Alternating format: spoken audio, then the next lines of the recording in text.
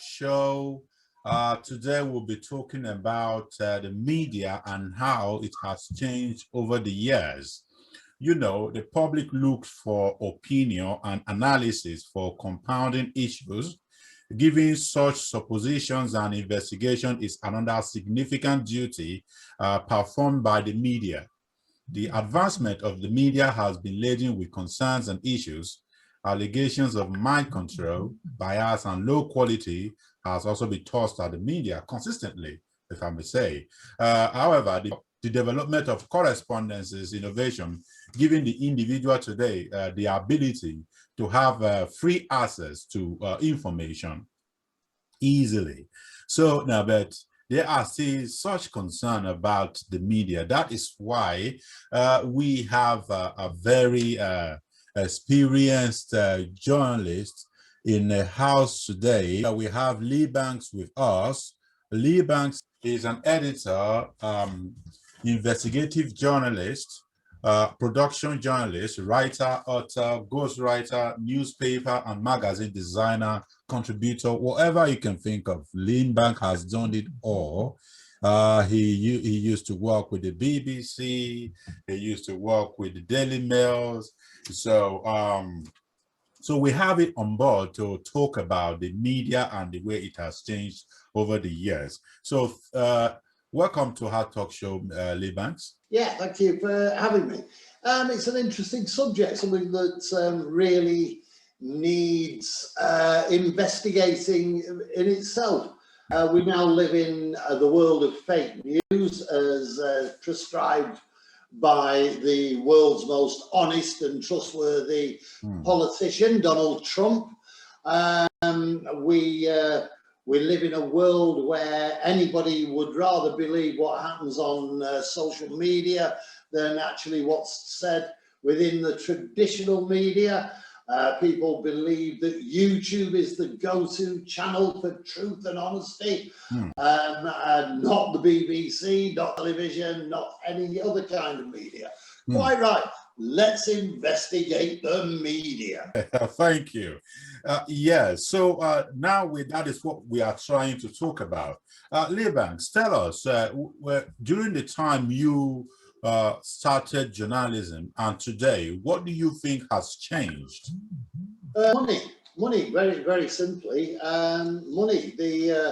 In my day, when I joined newspapers back at the end of the 70s when I was 16 years old, and I was indentured to a group of weekly newspapers. That was the equivalent of being an apprentice, and went through the business very rapidly, actually. I'd failed at school at every single thing I ever tried because I wasn't interested. I couldn't find anything at school to actually interest me. I wasn't interested in technical drawing. I didn't think maths didn't add up for me. There was nothing that I really wanted to do, but I was very interested in English and I was very good at it. And I actually, because of that and that alone, I sort of being fairly pragmatic, decided the only way I was going to make a permanent living was to become a journalist, to join the news industry. And that's what I did. The difference is, in those days, after I'd done my indentures, which lasted 3 years, which I failed abysmally as well, I didn't do anything except become qualified in law. I became qualified in law. I still have a law qualification today. Everything else I failed at because I didn't want to know about politics, local politics. But I had to go through the process. And back then it was a different story. You could go to a new employer and say, yes, I've done the NCTJ training course for journalists. And they go, did you pass? You go, yes, I did, thank you. And that'd be it. You'd be away. So that's again, there's a difference. It's so much easier to check these things on the internet now than it was to check then. But I moved on very quickly from a weekly newspaper onto an evening newspaper, and then onto my first national newspaper was the Sunday People. That was followed rapidly by the thing I can hear everybody switching off already, by joining the Sun. I became a Sun reporter. What a brilliant job. What an honest, straightforward, brilliant job as a celebrity reporter. And also as the man who hunted down Jimmy Savile, who hunted down that fat, obnoxious politician Cyril Smith, who exposed that laughing hyena of the BBC,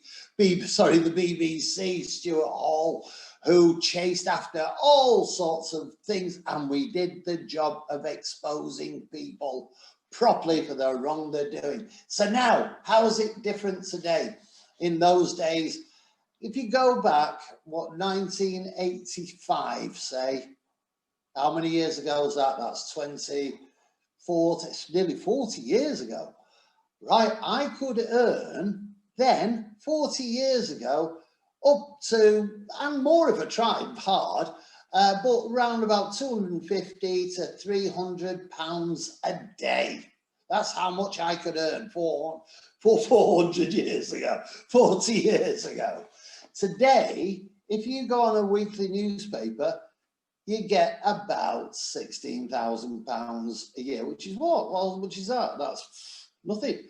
If you go on a daily newspaper, a national, you'd be lucky again to be in the region of 36,000. The reason is the newspaper industry has been chopped and cut back and everything.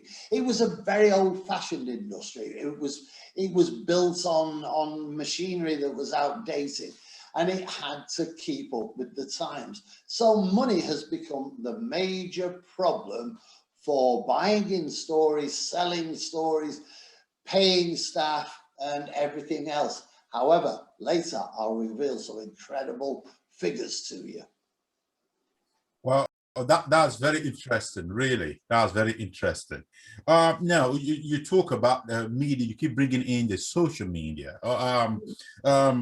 We're talking about the media then and now. When do you think there was more distrust? Because, you know, when I started just now, I said the media is battling with bias and might control accusations. Yeah, there are more people now believing that the media cannot be trusted as the people believe police cannot be trusted. So when you were journalists back then, did you have people who were also doubtful of the genuinity of this job? Yeah. People are always very afraid of the truth. People would rather generally believe a lie. This is how Donald Trump operated his campaign and his presidency. Let's face facts.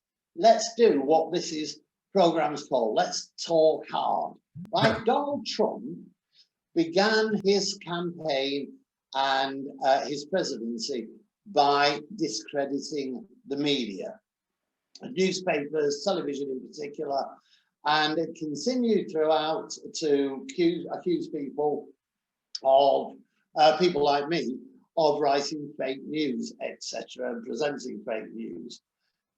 The reason he did that was because then people would believe him and not believe the media. He would become the mouthpiece of what was true. And yet this was the man, where it is documented, told on average 16 lies a day. 16 lies a day as the world's most powerful man. That is more lies than a husband tells his wife in the average day.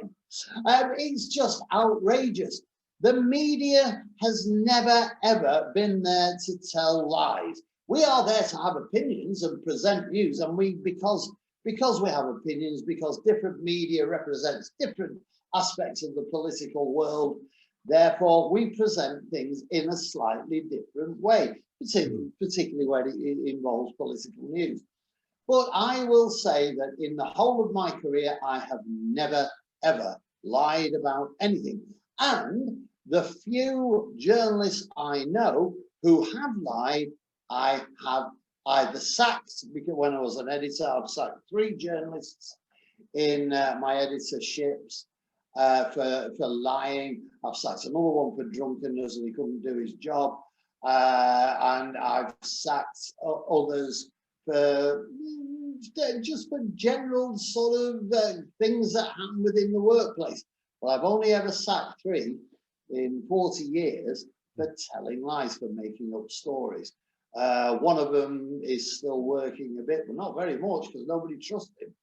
The news of the world fell on its own sword when it was caught doing something which was considered to be despicable, and it was despicable. I wouldn't have done it. The News of the World also ultimately got rid of the shaky sheep because he was conning people into news stories. And it is, yeah, we are an honest profession. The difference is people don't believe that because they don't like to be told what the truth is. If I knock on your door and I want to know something about your private life and I find it out and I publish it and you don't like it, you're going to say I'm lying. There's the key to it. You're going to say I'm lying. And that's what happens with all the marks, particularly the rich and the famous one. Let's take a quick look at Hugh Grant, for instance. Yeah, the man who started Hacked Off. Right, what did he do? What did that naughty Hugh do? He got caught with his pants down in Hollywood in the back of a car. That's what he did, and that's what happened, and that's the truth. The woman who was with him was interviewed. She's classed as a prostitute. Does that really matter? But there he was. No, it didn't matter. Hugh, your career would have survived that immaculately. You could have just been a good egg, a good lad, having a bit of a laugh. But no, you kicked up and fussed about it. And then you started to discredit newspapers and the news industry, people like me and like you, and you discredited them because you were a naughty boy. And that's why we are seen as liars, because the naughty boys who get caught and the naughty girls try and make themselves look like they are the honest ones, and we're not. Well, happened all the life of newspapers. And happens on the internet. I can't talk to you about the internet if you want. Okay, yeah, thank you. Yeah, that's an explicit details. Yeah, don't you think that people didn't openly discredit reports back then because they didn't have the tool to? And now we have social media that you can easily know what is happening on the other side of the world. But back then, it was very difficult when we were able to communicate through the mainly post office, posting letters, and no emails and no internet. So don't you think that with the way the world is going now, with people doubting the media, don't you think that they are doing so just because they now have access to truth? Everybody can actually access the truth compared to before, when it was just a handful of few people who can get such details. Where are they getting the truth from? You know, they're getting it off YouTube. YouTube is full of discredited people. The COVID has proven this left, right, and centre over and over again. Many people believe the conspiracy theories about COVID. It doesn't exist. It's a big con.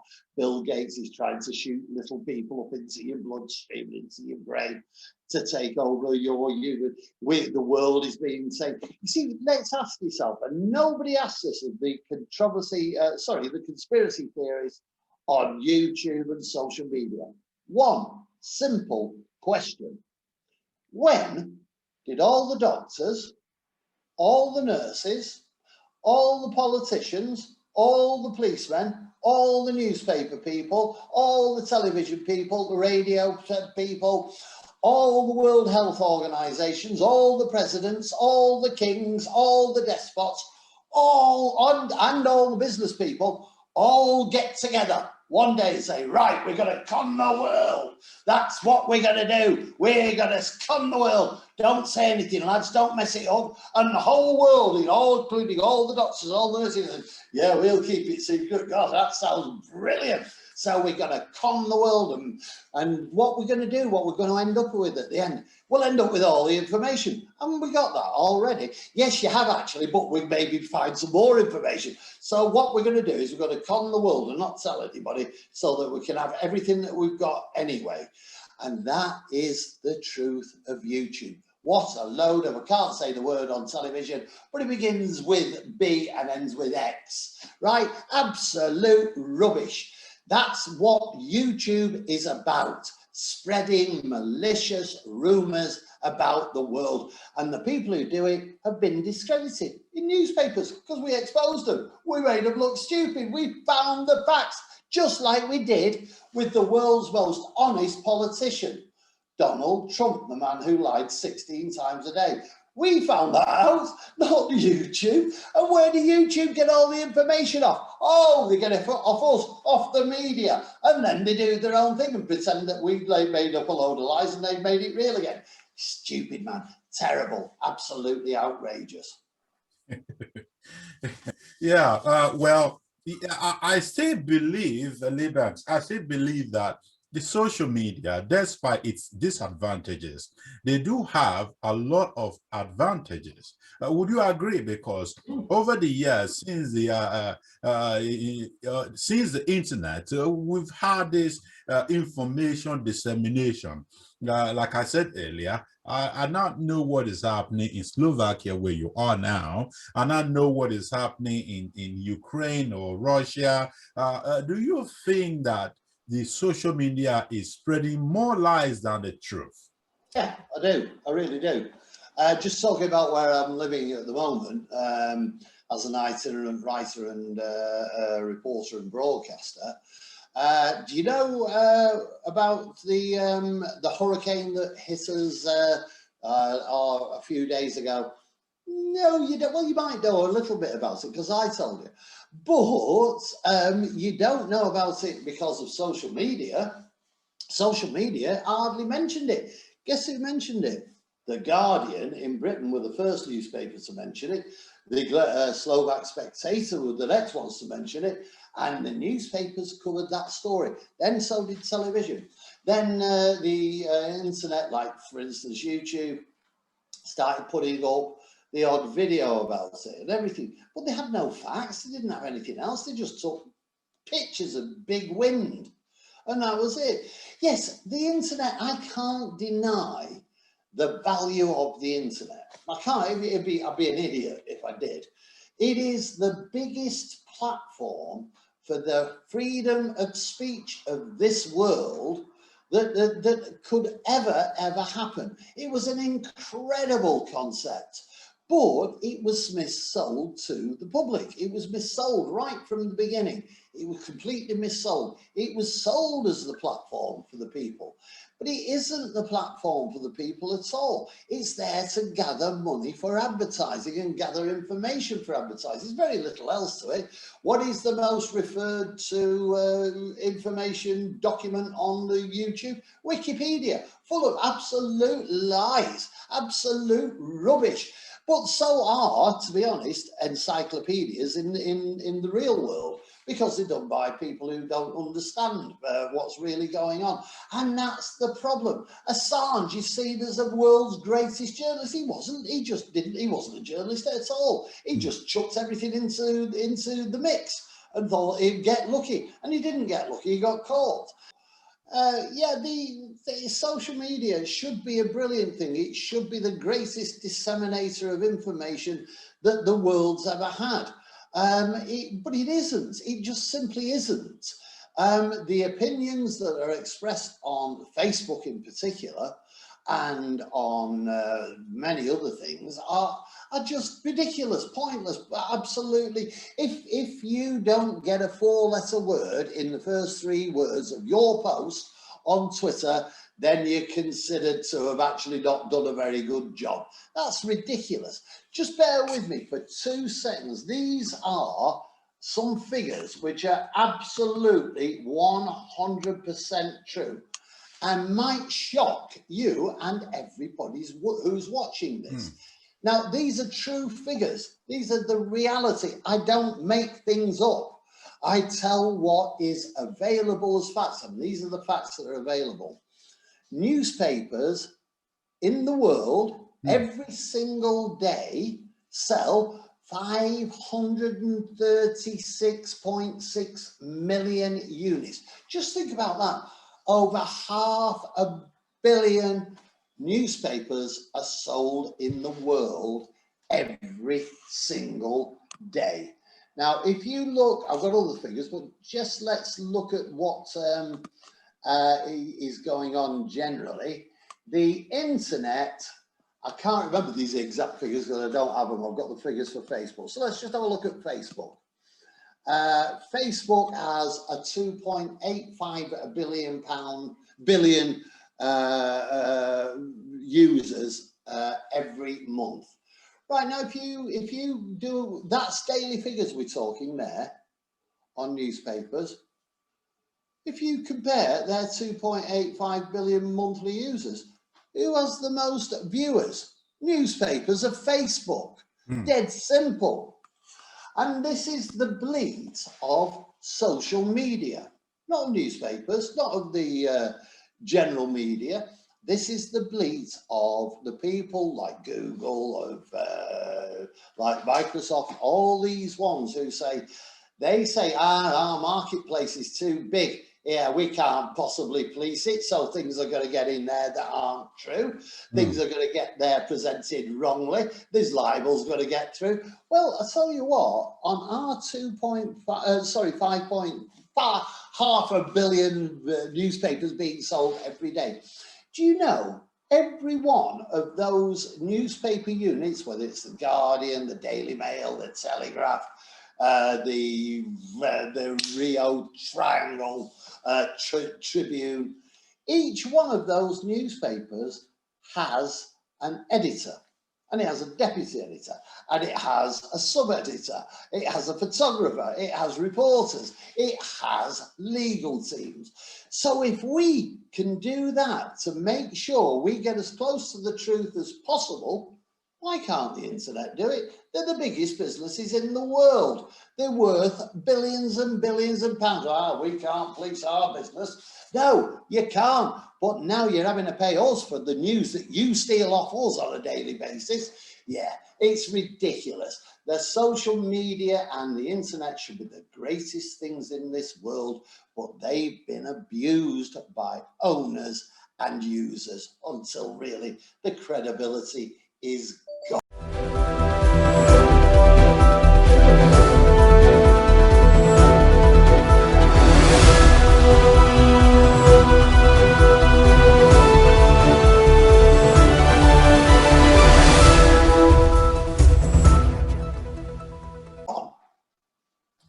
Okay, yeah, thank you. So, I do have a soft spot for social media because I understand that despite their disadvantages, they are contributing immensely to the growth of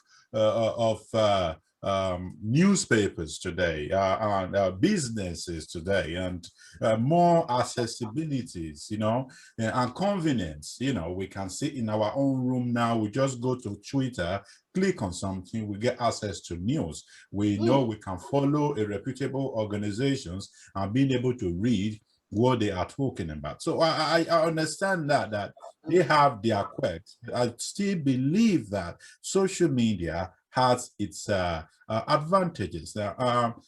Let's talk about sensationalism.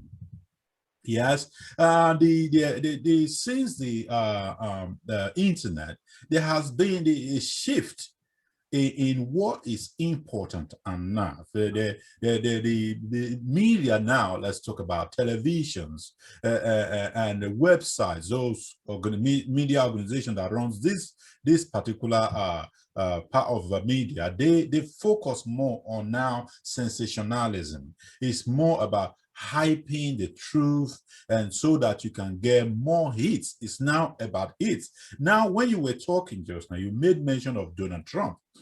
Yeah, more people, the media were so happy to invite Donald Trump to their channel, even though they knew he was lying. It was all about the hits. because when Donald Trump is there, people will be there to watch it. So don't you think that the media is also sliding away from its primary importance of spreading the truth by allowing liars, known liars, to come to their channel, all in the name of sensation and hits? Well, taking Donald Trump, yeah, the world's biggest liar. He was also, apart from being the world's biggest liar, was the most powerful man in the world. So really, would it have been any kind of traditional and responsible news organization to say, right, we're not going to tell the world what the world's most powerful man is doing because he's a liar? So how could we ignore him? He could have gone behind our backs. He could have blown up Kim Jong-un. He could have attacked Russia. He could have, because we just ignored it. Oh, we're not saying that. No, we're not going to report on him. Look at the madman. He's blowing up Russia. Don't tell the people because he's a liar. It's absolute rubbish. You've got to report on what is happening in the world. And the responsible journalism is doing exactly that. The main stories over the past, say, 5 years, let's take 5 years, in Britain have been Brexit, obviously. Well, you know, Boris Johnson's not always that close to the truth on what he says. Nigel Farage, has he ever seen the truth coming at him? I have no idea. And all the other people, Donald Cumming. Oh, well, him. Yeah, another man who's perhaps not completely. So really, we don't report on them. No, don't mention Cummings. Don't mention Boris. Oh, and that Macron bloke in France, he tells a few porcupines. Let's not mention him. Let's keep them in the background. Who do you report on then? Who do you report on? Gladys Hill from Coronation Street. What do you actually do then? The idea of news is to expose the liars. And guess what? What the news media generally did was expose Donald Trump left, right, and centre on a daily and hourly basis for his dishonesty. Now, that isn't sensational journalism. No, that's responsible journalism. Because we expose the very edict of the fourth estate, right? The fourth estate. We are a cornerstone of democracy. And the edict is that we shine a light in the beds of the rich and the famous and the potentially corrupt. And the idea is that we will publish stories that these people don't want publishing. That's why you've got things like huge grants, Cats Off. You've got all these other rich people who didn't want the stories selling, who are now spending their own money to try and shut us up. Do you know that the British media is the 36th most controlled media, or it might be the 5th, I can't remember, but it's a very high figure, controlled media in the world. We have the highest number of penalties. We have the highest cost of penalties in most parts of the world. Do you know what? You are lucky that you have any kind of free press at all. And do you know how right we are? Do you know how many libel cases? I'm going to ask you, you keep asking me questions, I'm going to ask you a question, right? How many libel cases do you think have been brought against newspapers since 2020? Just a guess. How many you would think? Just as, you know, you're talking in the poll. Well, I would say it's maybe in their thousands. Thousands, yeah. Thousands of libel cases have been brought against newspapers in the UK. Do you know how many are? This is the truth. This is the truth. You can check it. 86. 86. Do you know how many we as a newspaper lost? How many? As a newspaper industry lost? I think it was 7.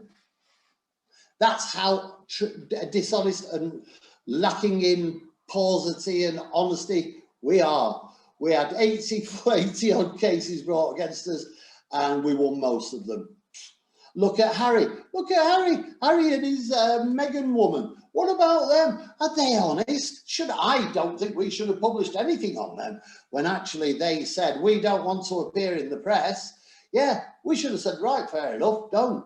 Yeah, but we didn't. We carried on because we knew what was going on in their background. And now it's coming out. Oh, Daddy didn't give us any money at all. He's so mean. He gave them millions. It's just come out. Oh, we want to live in a country where we won't be hounded by the press. So we moved to Canada, the most hounded country by the press in the world. Oh, it was horrible in Canada. So we moved to Hollywood. Oh, yeah, you won't get hounded by the press there, will you? Ask Hugh Grant.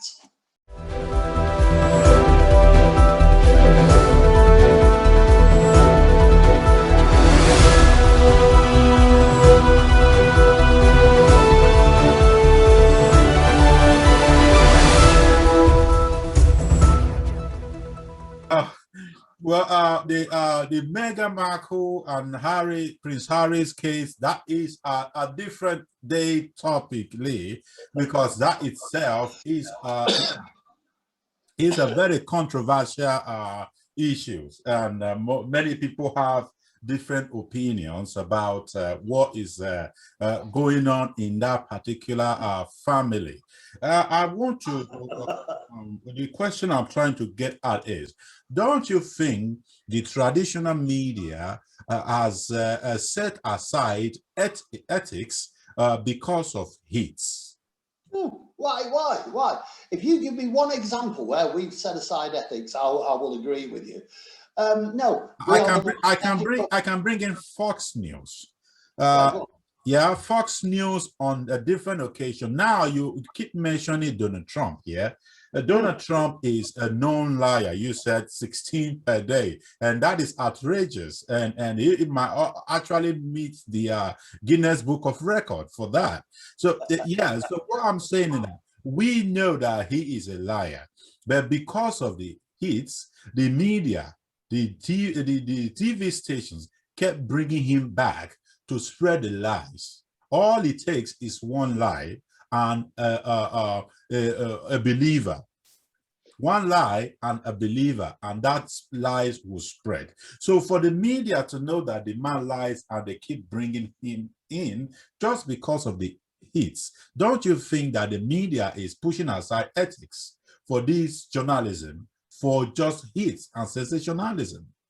No, because every time he was brought forward to be interviewed, he was exposed.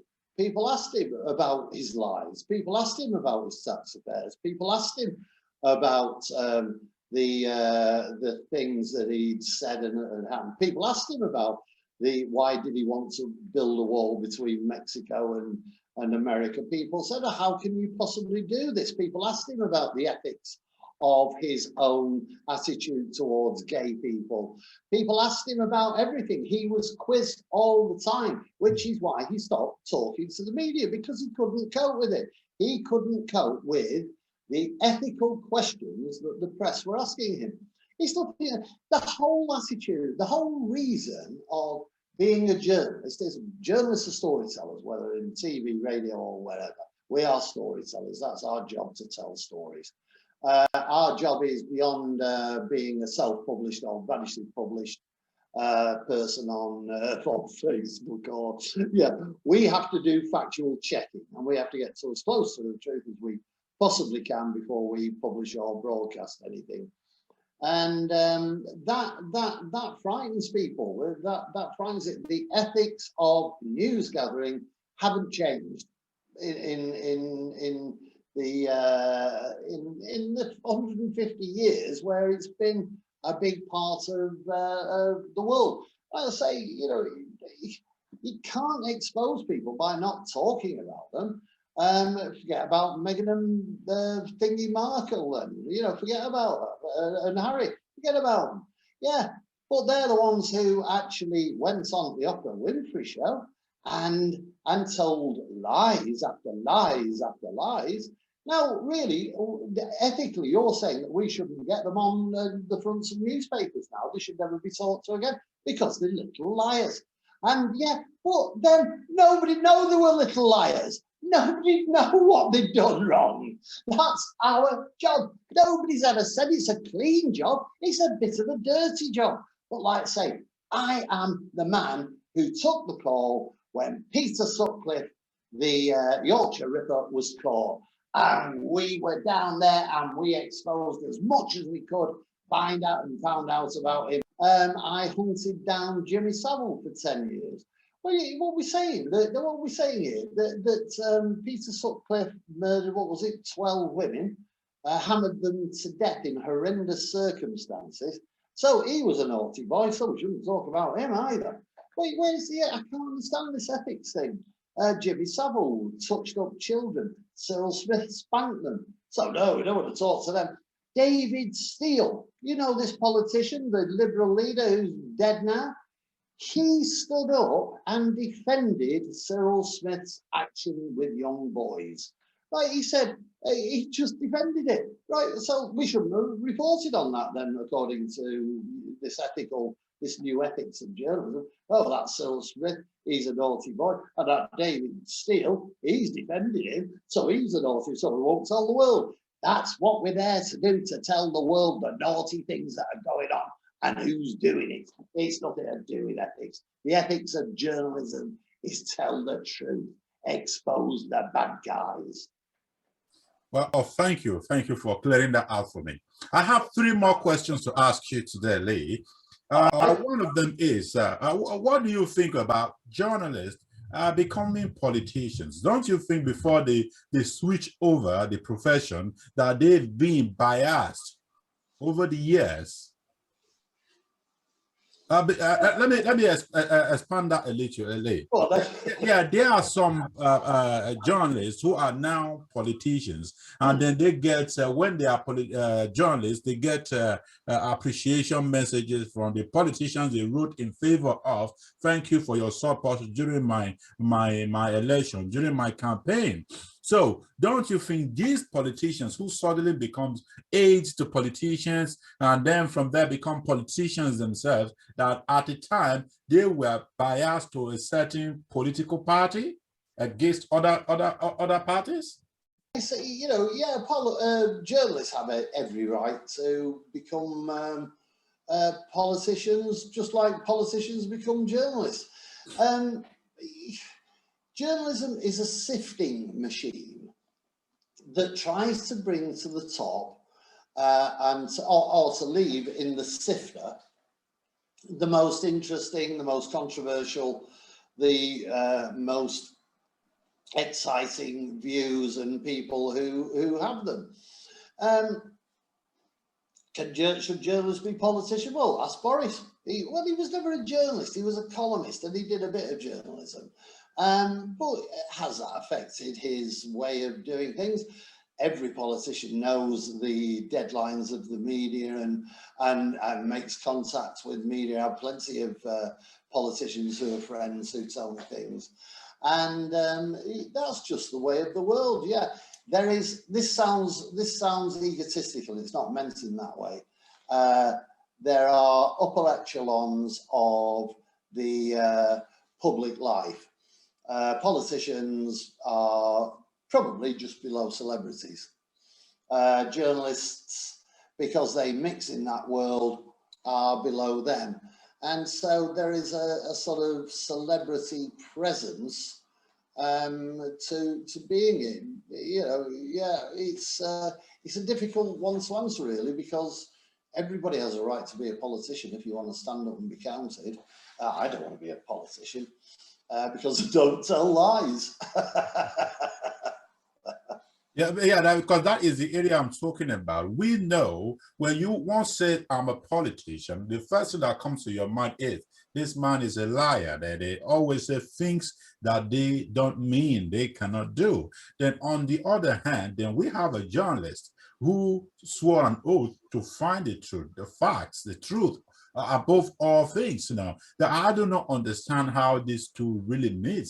That's why I asked you that question. It's, well, the The adage is, and it's a truism, so it has a lot of loose ends attached to it. But the general thought, and I think it might have been William Burroughs who first said it, said that the problem with politicians is that they want power. And the road to power is filled with potholes of dishonesty. And people who want power are really, really willing to do almost anything to get there. Now, a journalist, as a seeker of truth, and not a seeker of power. I've never sought power. I've never wanted power. I'd like to be recognised for what I do for a living, but I don't seek power through it. I know I have a certain amount of influence, but that's not power. Influence isn't power, particularly. And if journalists want to go into politics and try to clean up with the insider knowledge that they've garnered over the years, then that can only be a good thing. We are not the bad people in this world. We expose the bad people, and let's do it. Let's do it from the inside of Parliament. You always win if you fight from the inside. You don't always win if you fight from the outside. That's another adage. It's a Russian one, actually. Thank you for that. You are the publisher of website Lee Banks Preservation Society. And tell us about that. Well, the Preservation Society is what it says. It was set up to preserve me. I've been through the mill as a journalist, and I ended up, as most journalists do, working as a publicity agent or a PR man. But I was lucky. I was doing it I had 180 businesses, so it was rumoured, under my belt. I worked for one of the richest men in Europe, and did very, very well for myself. Thank you. And I'm quite proud of it. I don't make any bones about it. That's what we're all about. We're all trying to make money. Well, I did it. Thank you. And I also then started doing tourism for Slovakia. And it became quite an interesting job. Then, like everything else, like life itself, it came to an end. And I didn't need to carry on. Like I say, I've done all right for myself. Not brilliant. I don't own a yacht. I don't have houses in Marbella or anywhere, but I've done all right. I can get by.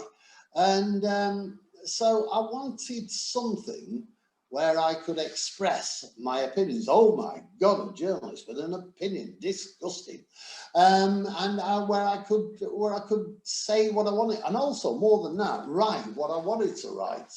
So there's a very old song by a group called the Kinks, of all things, called the British Preservation Society, as something like that. And while I was pondering what I was going to do, that song was playing, and it just struck me, yeah, this is there to preserve my writing and my broadcasting and everything else. So let's call it the Lee G. Banks Preservation Society. And people love it. It's got hundreds and hundreds of, no, I was going to say hundreds and hundreds of thousands of readers. Now, that would be a lie. That would be a tabloid lie, because I'd have made that up. But we have well in excess of 100,000 readers, 130,000 I think we're coming up to now. And we've only been going a year, so we're doing really well. Thank you. It's brilliant. Have a look at it. The Lee G. Banks Preservation Society. Blog, I think it is, or .com, whatever it is, don't know.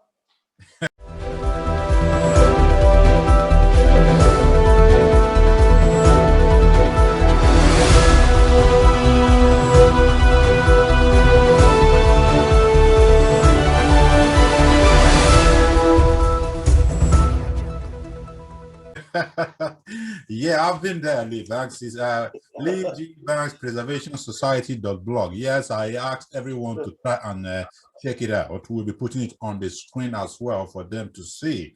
So one last question for you, Lee Banks, is you talked about how you started, how you became a journalist. So I want to ask you, what advice do you have for aspiring journalists in the field who really love this job and they want to dive right in the middle? It's very, very difficult now. It really is to become a traditional and trusted journalist. It really is. I'm a member of the National Union of Journalists, and I've never known anybody hate journalists more than the National Union of Journalists. And the basic reason is because they all call themselves journalists, and 60% of them are not. And it's a job that everybody wants to do. Everybody wants to be a journalist. Oh, I'm a journalist. No, you're not. You're a blogger, or you work for Cadbury's milk tray, or you drive a milk float. I don't know, but it doesn't mean you're a journalist. Just because you're right doesn't mean you're a journalist. But if you really want to be a journalist, jobs are very few and far between now because technology's taken over. The worst thing, and we might talk about this at some other stage, is artificial intelligence within journalism. And that's taking up a lot of jobs. We have robots writing news now, and there's no input from human beings. The robots are deciding what we want to know. Now, there's a frightening situation. So a lot of the newsrooms are now taken over.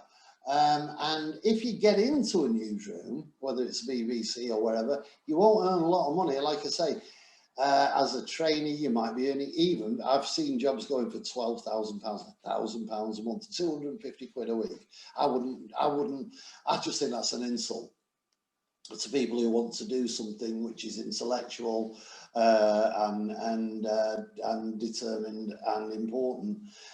You get on a weekly newspaper, perhaps as a sub-editor, you might get 16 to 20,000. Get onto an evening paper, it won't have gone up much, you might be on 25,000. It's not good money. And it's so difficult to get into those jobs now. And the other problem is that newspapers are not paying that much money for stories. They used to, but they blame COVID. They blame, we can't pay you very much now because everybody's got COVID. And it's almost impossible to make a living selling stories. You'd have to be selling 10 stories a week to make a living now. To get my 300 quid a week, I wasn't selling, I'd be selling one story a week. Give me time to research it. So the way to get into journalism is A, do something which gets you noticed on, here we go, shoot me down, gets you noticed on social media. Build yourself a platform, build yourself a blog, make something that people can respect so you can send it to people. Then find stories that matter. You've got to look at, you see, I deal a lot with some vanity press publishing sites. And I'm saying, well, why are you paying? Do you not think you're a good enough writer that you can only pay to publish your own? Why don't you go to a traditional publisher who'll bug you some money and publish your book for free? And they're all going, oh no, publishing's not like that. And of course it is. I know exactly what publishing is about. And so you take good work to a publisher of news and make sure it's factual, it's got good images with it, and he or she will see, hang on, this bloke or this woman is very, very good.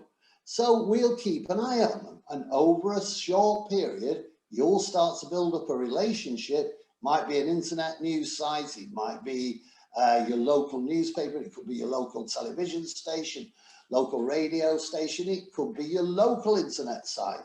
But people will start to notice you, and then you will start to build your career. I believe generally most freelance writers and journalists today, and also here's another thing, don't call yourself a journalist if you're not a journalist, and you're not a journalist if A, you can't report, B, you can't write, C, you don't know how to design newspapers, D, you don't know the law, and all the other things that make up a journalist. You're a reporter. Tell people you're a reporter. Hey, I'm a journalist. No, you're not a journalist. You're a reporter, because I tell you what, the people you're telling you're a journalist to probably are journalists. You think, well, you don't know half of what I know. So what are you a journalist? Say you're a reporter, and this is your report. Build a reputation for yourself. There is no real difference between my life and yours. I'm pointing not at you, I'm pointing at the audience. I began as a freelance journalist all those decades ago. And in principle, I'm still one now. So I did it 40 years ago, and I'm still here, and I'm still going. So you can do it, and you can keep going until you're in your dotage as well. Thank you very much, Liebax. Thank you for having the time to join us today on the Hard Talk Show. I hope to invite you next time for more interesting hard talk topics. Yeah. Brilliant. Yeah. And enjoy the rest of your week. Yeah. Cheers. No problem.